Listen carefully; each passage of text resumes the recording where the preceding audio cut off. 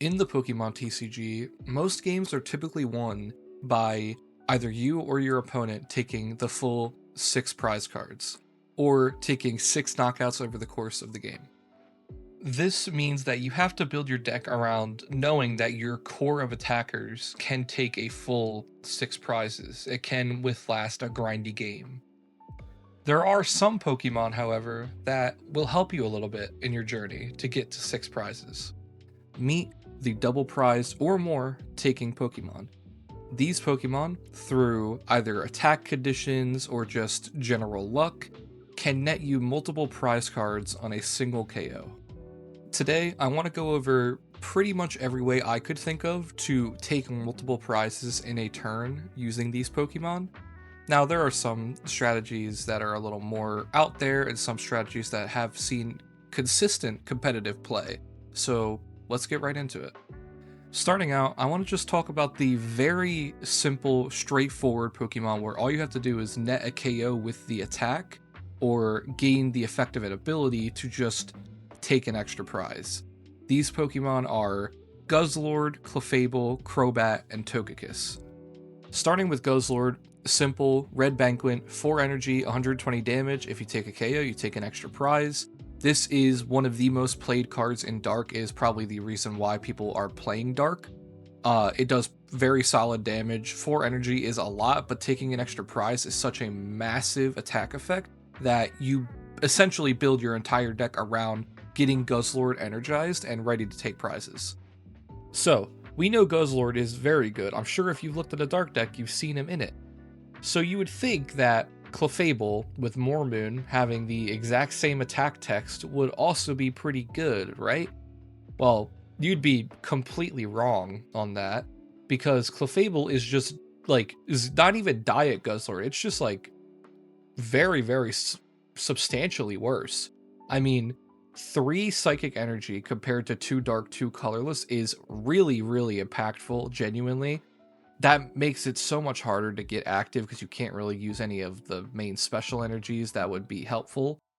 50 damage also, that is a lot less than what Red Banquet does. It has 50 less base HP than Red Banquet does, and on top of that is a stage 1. So pretty much everything is a downside compared to Guzzlord. Not to mention, Guzzlord also has the Ultra Beast tag, meaning that he does have some specific trainer synergies that he can use. Essentially, Clefable is like one of the perfect examples of a card that is bad, although it has a broken attack effect. Just because you can take an extra prize doesn't mean that the card is necessarily that good. Crobat is another one where it's like in a really weird spot because you take 2 extra prizes if you get a KO with Critical Bite, but it's just in such an awkward way. 3 colorless isn't actually that bad because now you have Ignition and Triple Excel energy, so that could just get you the full cost immediately. The issue lies in the fact that Dark Spread is still not really like a real thing. The only other way that you could do it is through Poison, but it's also very finicky, and you probably want to just build more into like Venoshock attackers than trying to cheese with the Crobat. It's also a stage 2, so that's just kind of like unfortunate. If there's one thing that we've learned from looking at the past 3 of these double prize taking attackers, it's that the attacks are really finicky and expensive, and the drawbacks that you get for taking multiple prizes is very severe. So then we look at Togekiss, where you don't actually even have to be the one taking the KO with Togekiss to gain this effect. Wonderkiss basically just says that if your opponent's active is KO'd by anything, you flip a coin, and if it hits heads, you take an extra prize. I talked about this card in length in my last video, and it is finally starting to truly see the play that it's supposed to. I've been seeing a lot of lists flying around where people are starting to make the less inconsistent, more just, hey, Togekiss is broken, let's use the broken card, right? I've been playing a basic pile with Togekiss in it for a good bit now, and it feels really strong. If you can build the deck to be super consistent and, outpace the kind of brickiness that Psychic tends to have at times, you will just soar in these games. The chance of just hitting a heads once is so game breaking that I feel like this will slowly churn up the ranks and really become a threat, a very menacing threat soon. Comparing Togekiss to the previous three, you can see just how strong it really is, because it is an ability. It is not your attack. It is not difficult to hit. All you have to do is just let luck, weigh in your side a little bit. It is just there. You could take KOs with any other Pokemon you want. You don't have to, inhibit yourself. It's incredibly strong. It is just an incredibly strong card, and I'm so glad that people are seeing the strength that me and many others have seen fully for a while. Next, we have another simple, just take the KO, take your extra prize. However, they're all thematically together, and they have a couple more tricks up their sleeves than the average double prize attacker does. These are the Delta Plus Pokemon, including Articuno, Natu, Swellow, Dragonite, and Dustox.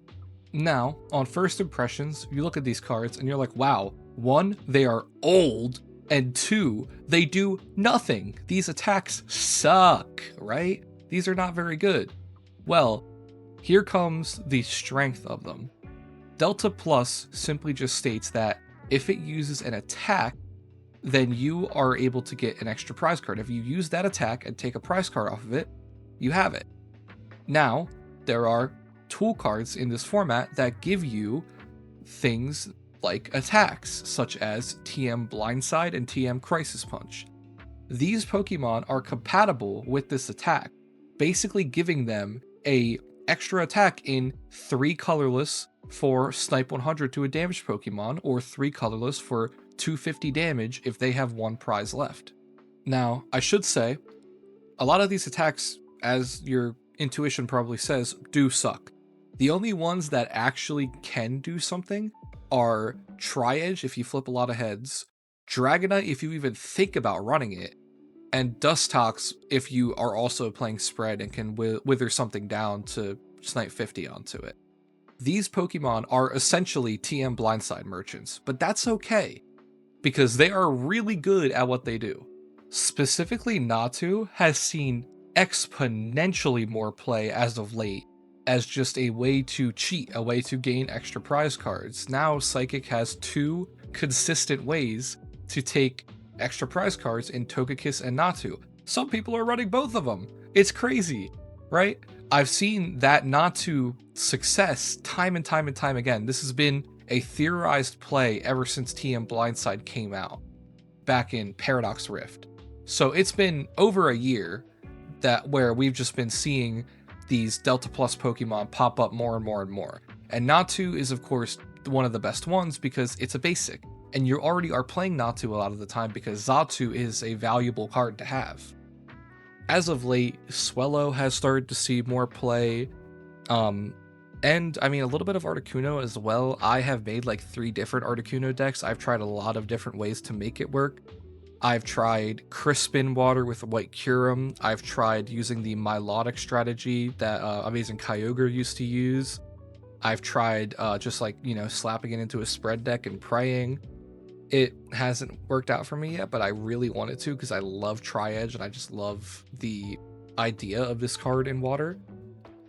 Dragonite and Dustox see essentially 0 play, mainly because Dragonite is a stage 2, there are other better Dragonites, and running that much grass energy in your deck is just going to brick you out. There is not enough inherent synergy there to get you there.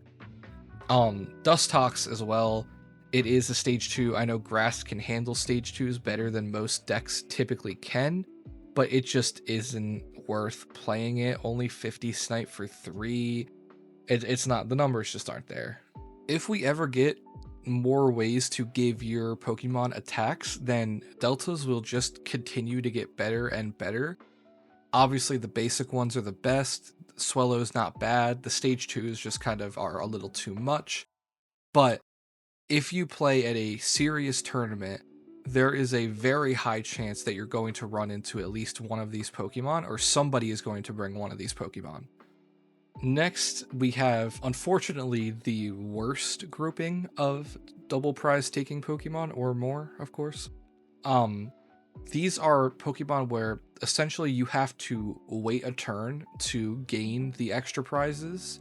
These are Pokemon like Marshadow, Ribombee, and Whimsicott. Let's just keep this one short and sweet. The reason why these cards are bad is because you do this attack which does essentially nothing to very minimal damage, and you have to wait a turn to then take the full KO to then take the extra prizes. And you might think, oh, that's a fair trade then for at least Ribombee and Whimsicott, because then you go ahead on prizes, they KO you, and then you take 2 extra prizes. That's a 3-to-1 prize trade.